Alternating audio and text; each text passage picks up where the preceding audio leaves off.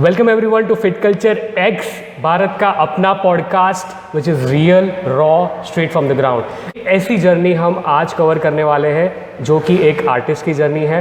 I would like to से कि उन्होंने काफ़ी अपने पैशन को अच्छी तरीके से फॉलो किया है। बचपन से ही अपने पैशन को उन्होंने आइडेंटिफाई कर लिया था और जैसे जैसे वो बड़े होते गए उन्होंने काफ़ी सारे इनाम जीते, काफ़ी प्रतियोगिता में पार्टिसिपेट किया और अभी फ़िलहाल वो अपनी खुद की एक डांस एकेडमी चलाते हैं। none other than Madhvi Shanbhag. Madhvi, welcome to our show and welcome to Fit Culture X. Thank you so much. So without waiting, let's hear from her. उनकी जर्नी कैसी रही, क्या स्ट्रगल उन्होंने किया and then हम कुछ जानेंगे उनकी एकेडमी के बारे में और कौन से डांस फॉर्म्स वे प्रैक्टिस करते हैं। So Madhavi, starting with basic question, tell us about yourself. So my name is Madhvi Shanbhag and I'm a Mumbaikar और मैं एक प्रोफेशनल डांस इंस्ट्रक्टर हूँ, डांसर हूँ, कोरियोग्राफर हूँ और योगा एंड फिटनेस इंस्ट्रक्टर हूँ। ओह जी, और मेरा डांस एकेडमी का नाम जो है वो ब्लेस डांस एकेडमी है और जो योगा मैं चलाती हूँ वो yoga fitness move. Yoga fitness move, जी, नाइस। वो मैं चलाती हूँ। So I take online classes, I take offline classes और जो मेरी डांस एकेडमी है वो मुंबई में ही बेस्ड है और it's 70+ students right now. Oh wow. So like we are curious to know ये सब शुरू कैसे हुआ। लाइक हमें पता है कि आपने काफ़ी छोटी सी उम्र से आपने ये सब प्रैक्टिस करना शुरू किया है, सो उसके बारे में बताइए हमें। मैंने डांस जो शुरुआत किया वो 4 साल से किया है। जब मैं 4 साल की थी तब से मैंने डांस करना शुरुआत किया, लेकिन वो ऐसे ही था कि बचपन से ही जब म्यूज़िक सुनते हैं तो बच्चे जैसे झूल उठते हैं, वो शायद अंदर से ही था कि डांस पसंद है या फिर। और मेरी मॉम ने ही आइडेंटिफाई किया एक्चुअली कि मुझे मिरर के सामने एक्टिंग करना पसंद है या फिर जब गाने बजते हैं तो I start moving and things. तो उन्होंने मुझे डांस एकेडमी में एडमिशन करवाया when I was 5 years old। तो वहाँ से जो है मेरी जर्नी शुरू हुई एक्चुअली। वहाँ से मैंने 3-4 साल सीखा जी। 5 साल की उम्र से। 5 साल की उम्र। और ऊपर से एक बात गौर कीजिएगा कि इनके पेरेंट्स, इनकी मॉम ने आइडेंटिफाई किया कि my kid has a talent and then parents ने सपोर्ट किया कि नहीं आप ये प्रैक्टिस करो एंड देन शुरुआत की।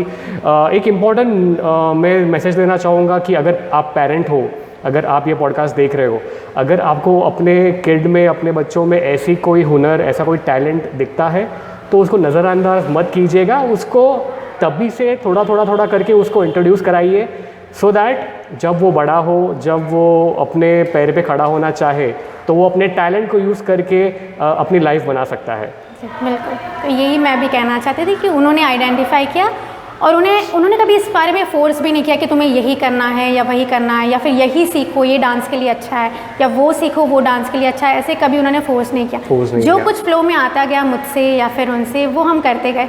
तो 4-5 साल तक मैंने सीखा। फिर मैंने भरतनाट्यम का जो कोर्स होता है वो कंप्लीट किया और उसके बाद मैंने बॉलीवुड डांसिंग में एंट्री की, जो पहले से ही सीखते आ रही थी, लेकिन फिर धीरे धीरे कॉम्पिटिशन्स करना शुरुआत किया। जो स्टेज कॉम्पिटिशन्स होते हैं मुझे वो बड़े अच्छे लगते थे क्योंकि वहाँ पे ट्रॉफीज़ मिलते हैं अगर आप जीतते हो तो ट्रॉफीज़ मिलते हैं। तो वो थोड़ा शायद बच्चों को होता है कि मुझे भी मिलना चाहिए, वो एक्साइटमेंट बिल्ड हो जाता है। एक्साइटमेंट होती है थोड़ी सी। तो आई थिंक मैं जब 7 साल की थी तब मैंने अपना पहला कंपटीशन किया था मैंने, और मुझे मिला था कंपास बॉक्स छोटा सा। तो लेकिन तभी मैंने ठान लिया था कि मैं अगली बार कंपास बॉक्स नहीं, मैं ट्रॉफी लेकर जाऊँगी। तो जब 8 साल की थी तब से मैंने फिर वापस वहाँ पे कंपटीशन किया and I want first prize. So आपका मोटिवेशन ये रहा कि पहले आपको एक छोटा सा प्राइज़ मिला, वो प्राइज़ को देख के आप और मोटिवेट हुए और अंदर से और ज़्यादा मेहनत करने का अंदर से आया कि और आपने अपने आप पे काम किया और उस बेटर बनाया एंड देन अपने नेक्स्ट परफॉर्मेंस की एंड देन एक लेवल पे जाके आपने ट्रॉफीज बैक की। That is great. यस, तो ये सिलसिला चलता रहा करीबन मैं जब 12 साल की थी, 13 साल की थी तब से। और उसी दौरान फिर मैंने टीवी शोज़ करना शुरू किए जो जी सह्याद्री जो हमारा डीडी नेशनल चैनल है उस पर दम दमादम करके एक मराठी शो चलता था पहले। इट वाज बैक इन 2005-06 जी। तो वो मेरा पहला टीवी शो रहा है। तो उस दौरान तब ये मोबाइल ऑडिशंस वगैरह कुछ नहीं होते थे, चिट्ठियाँ लिखनी पड़ती थी उन्हें। करेक्ट। तो वो चिट्ठी लिख के मैंने उन्हें भेजा था कि मुझे ऑडिशन के लिए आना है और उन्होंने फिर 1 महीने बाद मुझे चिट्ठी भेजी कि आप आ सकते हैं ऑडिशन करने। वाह, एक इम्पॉर्टेंट चीज़ नोटिस करने जैसी है कि अभी तो फिलहाल हमारे पास सोशल मीडिया है, काफ़ी फटाफट कनेक्शंस बनते हैं, but long back in 2005 willing to participate in a event, उसके लिए चिट्ठी लिखनी पड़ती थी। मतलब कम्युनिकेट कैसे करें हम, चिट्ठी थी एक, तो इन्होंने चिट्ठी भेजी, ओके, बट तुरंत रिस्पॉन्स नहीं मिला। मतलब लेवल पेशेंस देखो आप, 1 महीना वेट करना पड़ा, बट रिस्पॉन्स आया बिल्कुल। Okay, that is something which is a take away from this podcast कि आप कोई भी चीज़ में पेशेंस रखो, ओके, आपको मंजिल ज़रूर मिलेगी। जैसे कि माधवी को रिस्पॉन्स आया and then you started your first level of competition at high level. उसके ऑडिशन देने के बाद भी 2 महीना तक मैंने वेट किया। ओके, सो 3 महीना कुल मिला के 3 महीना आपने वेट किया, और फिर उन्होंने बुला लिया कि आप सिलेक्ट हो गए और आप आ सकते हो फाइनल परफॉर्मेंस के लिए आपके। और वहाँ मैंने अपनी पहली जीत जो है, वहाँ पे टीवी पे जो शो था वो आया और वहाँ पे मैंने अपना फर्स्ट प्राइज़ हासिल किया। First prize, like first time entering into a national level show, TV show, dance competition and then bagging first prize. I am assuming कि तभी कुछ ये एक्सप्रेशन और जो कॉन्फिडेंस आपने एकदम दुगना तिगना हो गया रहेगा कि आपने वो बैक किया है। मैं समझ पा रहा हूँ कि वो पेशेंस प्लस आपने जो उस समय तक की प्रैक्टिस जो रहेगी, उस समय तक का, तभी हमारे पास एडवांस कोरियोग्राफर्स भी नहीं थे बिल्कुल भी। और मैं समझ पा रहा हूँ कि आपने क्या लेवल पे जाके प्रैक्टिस किया रहेगा, तब जाके आपने ये लेवल पे प्राइज और डांसिंग में बिल्कुल प्रैक्टिस बहुत ज़रूरी है। इनफैक्ट हर एक चीज़ में अगर आप प्रैक्टिस नहीं कर रहे हो किसी भी चीज़ की, चाहे आप जॉब कर रहे हो या फिर आप फिटनेस में हो या फिर आप सिर्फ स्टडीज़ में हो, if you are not practising तो वो आपको कहीं नहीं लेके जाएगा। फिर डांस तो ऑब्वियसली ऐसा ही है जिसमें प्रैक्टिस की बहुत ज़रूरत होती है। तो हाँ, मेरी मॉम भी मुझे उस चीज़ में बहुत सपोर्ट भी करती थी कि आप कर रहे हो तो दिल से करो, वरना फिर मत करो, देन यू सेट। ये काफ़ी अच्छी चीज़ बोली आपने। एक तो पेरेंट्स का सपोर्ट, ऊपर से आपका पैशन और आप मेहनत भी कर रहे हो, तो कोई ऐसी रुकावट नहीं आ सकती लाइफ में। अगर आपको ये 3 सपोर्ट मिल गए ना बॉस, लाइफ सेट है। Exactly. अगर आप अपना पैशन के साथ आपके पेरेंट्स भी सपोर्ट कर रहे हैं, आपके चाहने वाले जो आपके क्लोज है वो भी आपको सपोर्ट कर रहे हैं, तो आप में अपने आप कॉन्फिडेंस आएगा एंड देन आप उसको 3-4 गुना ज़्यादा आप करके अचीव करोगे। सो माधवी, लाइक उसके बाद जैसे कि आपने एक शो किया नेशनल लेवल टीवी शो, उसके बाद का फिर क्या था? एक्चुअली वहीं से जो है मेरी कोरियोग्राफी की जर्नी शुरू हुई, क्योंकि जैसे आपने अभी भी कहा कि वहाँ पे तभी एडवांस कोरियोग्राफर्स नहीं थे, तभी डांस क्लासेस होते थे और आप अपने टीचर को नहीं बोल सकते कि मुझे यही गाना सिखाओ, मुझे वही गाना सिखा। तो जो गाना वो सिखाते थे हम सीखते थे। तो कुछ ऐसा होता था कि नहीं, अब मुझे ये गाने पे परफॉर्म करना है, और मुझे उस वक्त भी पुराने गाने बहुत पसंद आते थे। ओके। तो मैंने खुद एक गाना चूज़ किया पुराने, और पुराना जो गाना होता था 1950s या 60s का था वो शायद से, वो मैंने खुद से कोरियोग्राफ कर दिया। वो पिकॉक के ऊपर बेस्ड था वो गाना। इट वाज वेरी बाकड़ बम बम। अगर पुराने जो कोई ऑडियंस हमारे देख रहे तो उन्हें पता होगा बिल्कुल।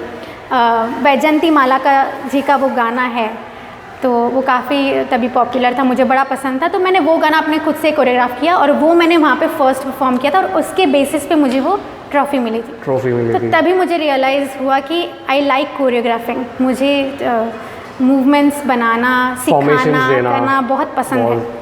तो तभी मैंने सोच लिया था कि मैं थोड़ी बड़ी होकर अपना खुद का डांस क्लास शुरू करूँगी, मैं सिखाऊँगी। और तभी आपने सोचा था कि मैं बड़ी होके डांस क्लास सेटअप करूँगी, और अब एक्चुअली आप वो कर रहे हो। कैसा लग रहा है, कैसा फील हो रहा है? कह सकती हूँ आउट ऑफ द वर्ल्ड की फीलिंग है बिल्कुल, कि आप कुछ सोचते हो और आप उसके लिए काम करते हो और फिर वो सच हो जाता है। और वो बिल्कुल होता है जब आप डेडिकेशन से कर रहे हो कि मुझे ये चीज़ चाहिए, और इसमें सपोर्ट भी है और आप उसमें मेहनत भी लगा रहे हो, और वो चीज़ हो गई। और वो हो जाती है जब आप दिल से कर रहे हो कोई चीज़, तो कितनी भी रुकावटें आए फिर भी आप अपना रास्ता ढूंढ लेते हो। अगर दिल में चाहत है तो पत्थर को भी फूल बनाया जा सकता है, ये कहावत हमने बहुत बार सुनी है। यही एग्जाम्पल हमने रियल लाइफ में भी देखा है, जो माधवी ने अभी कहा। सो माधवी, ऑब्वियसली कि सक्सेस इजीली नहीं मिलती, आपने काफ़ी मेहनत की है।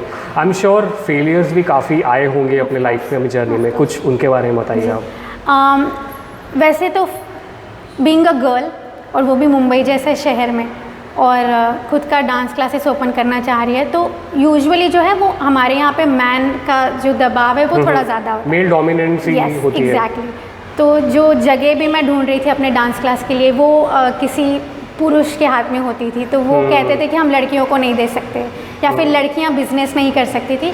और ये चीज़ लेकिन मुझे मेरा कॉन्फिडेंस कम नहीं करती थी, बढ़ाती थी कि अगर आप ऐसा कह रहे हो तो ये गलत है कि लड़कियां भी ये चीज़ें कर सकती हैं। तो मैं वो करके दिखाती थी, और वहीं पे बगल पे मैंने अपना डांस क्लासेस नया खोल दिया था, जहाँ मैंने जगह देखी थी उसी के बगल में, क्योंकि उन्होंने मुझे मना कर दिया था, और बगल में ही एक आंटी थी, उन्होंने मुझे वो जगह अपनी दे दी कि यू डू इट। और पहले ही महीने में 2 बच्चों से लेकर 50 बच्चों तक के नंबर्स वहाँ पे बढ़ गए थे डांस क्लासेस में मेरे। वाओ, मतलब लाइक सीधा सोचा, चैलेंज आया, सीधा एग्जीक्यूट कर दिया। ये नहीं कि कोई प्रॉब्लम आई, कोई अड़चन आई और फिर आप रुक गए, नहीं यार ये प्रॉब्लम तकलीफ दे रहा है तो मैं नहीं करूँगा या नहीं करूँगा, क्विट कर देंगे। नहीं, ये नहीं होना चाहिए। जो भी आपके पास उस समय अवेलेबल है, जैसी भी सिचुएशन में है, आप उसको शुरू करो, आप एग्जीक्यूट करो। एग्जैक्टली। ठीक है, कंटेम्पलेशन काफ़ी आएगी माइंड में। आई नो कि ये पहले सोसाइटी मेल डोमिनेंस थी, बट अब जाके थोड़ा सा कम नॉर्मलाइज हो रहा है, जहाँ पे gender biasness is getting removed and we have giving equal opportunity to everyone. As a woman वो भी है कि आप उस चीज़ को किस तरीके से लेते हो, कि अगर आप पे कोई दबाव डाल रहा है तो आप दब रहे हो या नहीं, या आप उभर के आ रहे हो, वो भी इम्पोर्टेंट है। अगर आपने आवाज़ नहीं उठाई तो फिर आप दब के ही रह जाओगे, फिर आप चुप बैठ जाओगे, ठीक है नहीं ये नहीं करना। लेकिन वही चीज़ अगर आप उसका सामना कर रहे हो और अपने तरीके से उसको हैंडल कर रहे हो तो आपको कोई नीचे नहीं गिरा सकता। जी बिल्कुल। मैं सोच रहा हूँ, मैं एक्चुअली अभी एक्सपीरियंस कर रहा हूँ कि इन्होंने उस समय क्या फील किया रहेगा कि मतलब बहुत कुछ चलता है। पहले तो दिमाग में सबसे पहले असर पड़ता है कि नहीं यार, मैं जो चीज़ को लेके एक्साइटेड हूँ, अगर कुछ प्रॉब्लम आ रहा है बीच में, तो सैडनेस के साथ थोड़ा सा एंग्जाइटी और डिप्रेशन भी होता है कि नहीं यार, I can not imagine that feeling. No, मैं वो कैसे भी करके चालू करना चाहती हूँ। बिल्कुल। वो जोश जो आप में था, उसके वजह से आप वो कर पाए थे। और उस समय मैं 17 साल की थी, तो फिर एक बहुत छोटी बच्ची है 17 साल की जो है एक्चुअली, उसके सामने कोई बड़ा सा आदमी आके कहता है कि नहीं आप तो लड़की हो, ये जगह आपको नहीं मिलेगी, या फिर लड़कियां ये नहीं कर सकती, या फिर लड़कियों को डांस नहीं करना चाहिए, ये स्टैम्प मारा था सब लोगों ने, स्टैम्प मारना कि कह देना सामने वालों को कि आप ये नहीं कर सकते, ऐसे आपको ये नहीं करना चाहिए, सूट नहीं करता ऐसे। तो वो चीज़ें मैंने अब सोचा कि दिमाग से हमें निकालना चाहिए, मुझे जो करना है वो मैं अपना रास्ता ढूंढ के करने वाली हूँ बस। तो वो मैं कंसिस्टेंटली करते गई। अगर एक कोई ना बोल रहा है तो दूसरा कोई तो हाँ बोलेगा। बिल्कुल, कोई ना, जो अगर नेगेटिव है तो वहाँ पे पॉजिटिव भी है, लेकिन आपको देखना है कि आपको कहाँ क्या चूज़ करना है और किस तरफ बढ़ना है।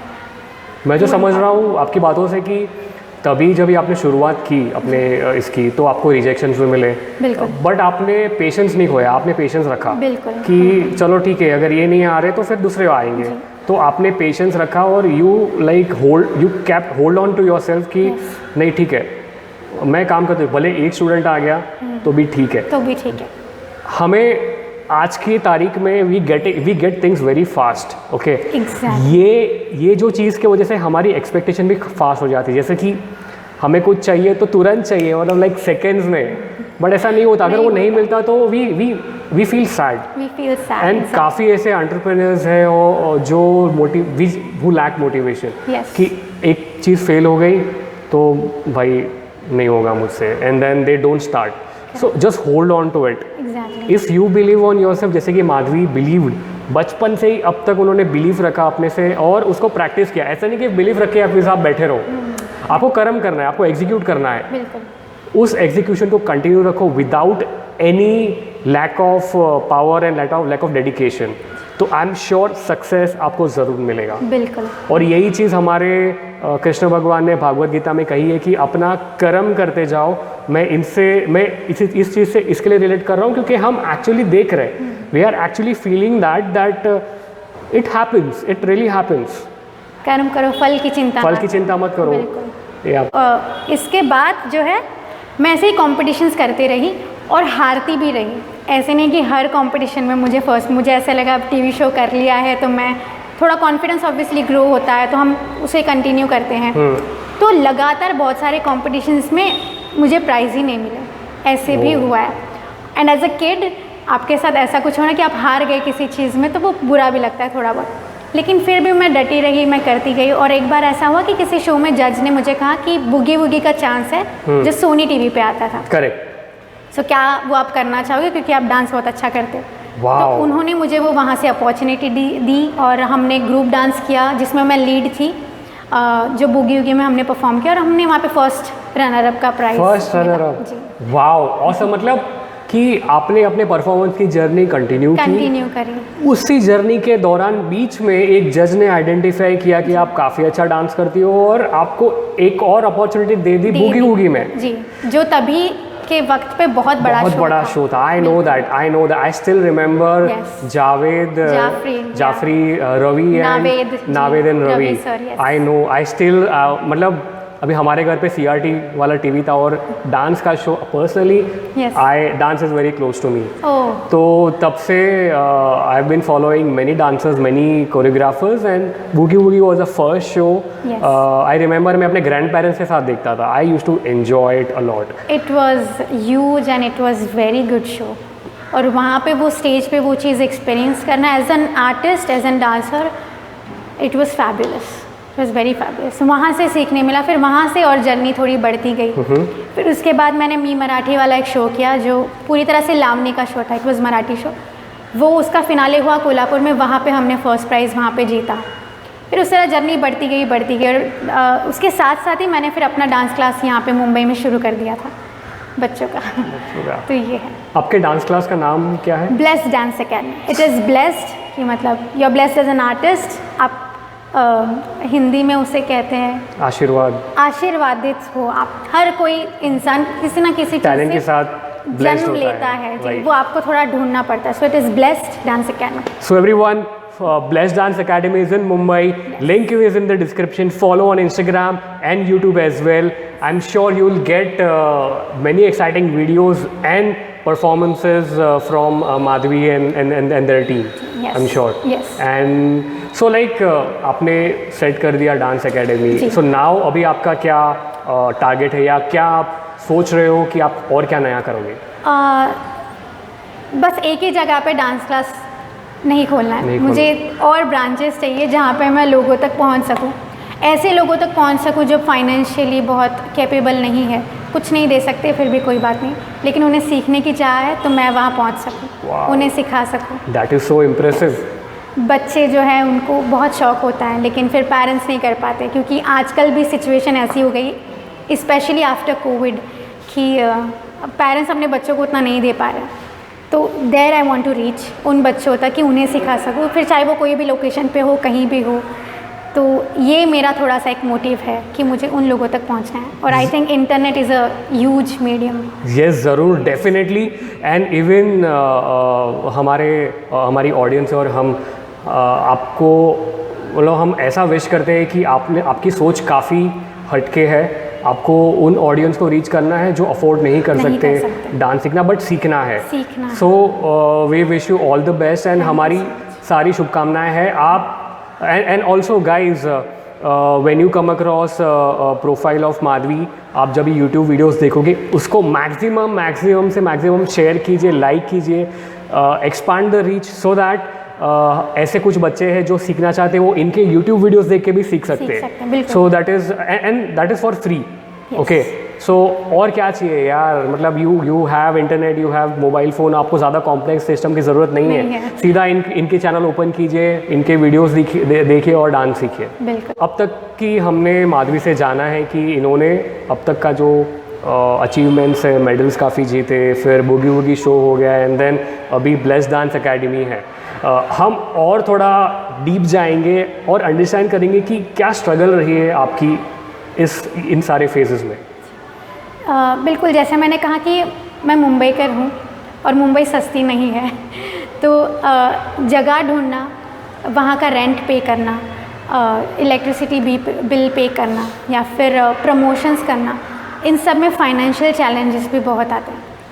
तो मेरे कॉम्पिटिशन्स जो थे उसमें से जो कुछ मनी अमाउंट मुझे एज अ प्राइज़ मिलता था वो मैं वहाँ इन्वेस्ट कर रही थी। उसके अलावा even my mom help when I was 11 year old. ये जो मेरा फर्स्ट डीडी नेशनल का जो प्रोग्राम था उसके बस कुछ महीने पहले ही माई डैड पास्ट अवे, मेरे डैड की देहांत हो गई थी बस कुछ महीने पहले।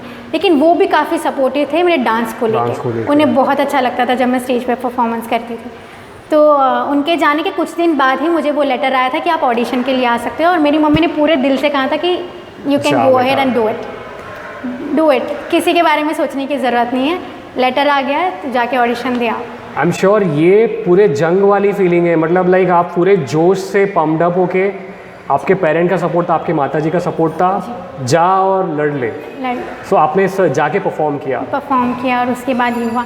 तो ये फाइनेंशियल चैलेंजेस के लिए मेरी मॉम ने भी हेल्प किया, और आपके अगर लाइफ में ऐसे कुछ दोस्त भी हैं जो आपके पीछे हमेशा खड़े होते हैं तो वो सबसे बड़ा आपका सपोर्ट होता है। और ऐसे मेरे लाइफ में भी कुछ 2-3 दोस्त हैं जो बचपन से साथ में हैं, और अभी भी कुछ ऐसे दोस्त हैं जो हीरो की तरह होते हैं, जो आपका साथ कभी नहीं छोड़ते, वो आपको सपोर्ट करते रहते हैं, गाइड करते रहते हैं। तो आई थिंक वो थोड़ा सा इम्पॉर्टेंट है।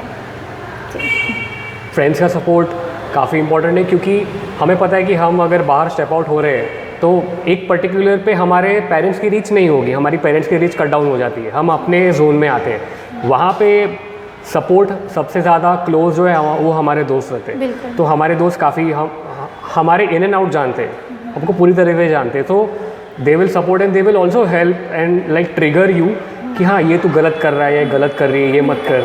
तो वो भी काफ़ी हेल्प होता है। बिल्कुल, उससे मोटिवेशन भी मिलता है। आप शेयर कर सकते हो चीज़ें जो आप शायद अपने पेरेंट्स को नहीं बता सकते, क्योंकि शायद वो टेंशन में आ जाएंगे या फिर वो चिंता ज़्यादा करेंगे।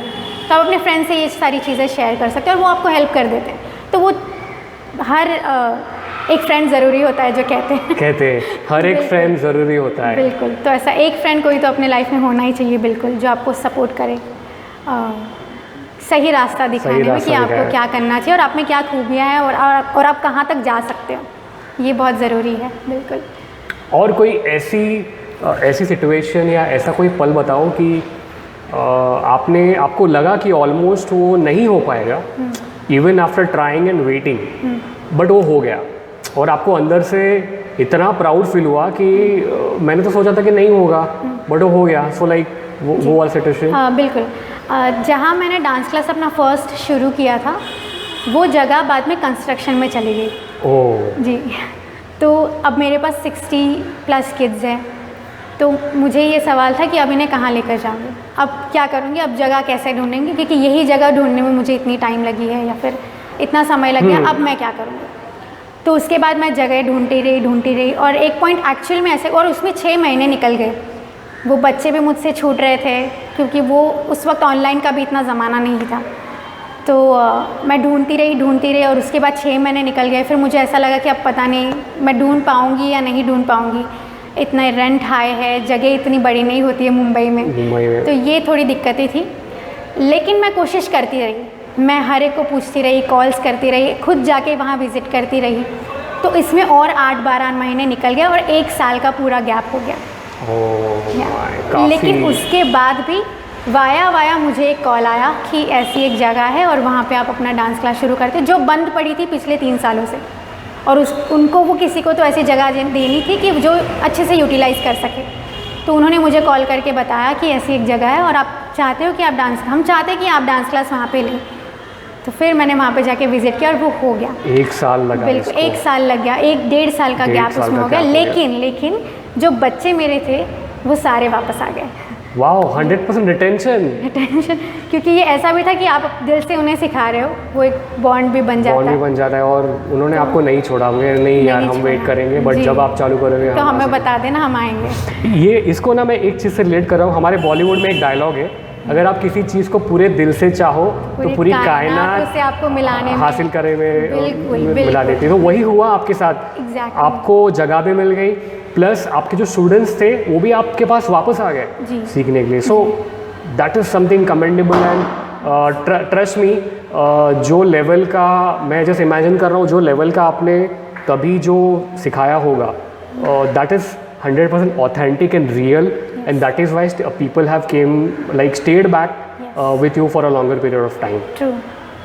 आई गेस। तो हमने अभी जाना कि माधवी की जो डांस से लेके कोरियोग्राफर की जर्नी है, हमने वो जानी, उन्होंने कितने कॉम्पिटिशन्स और क्या स्ट्रगल उन्होंने की है, हमने वो जानी।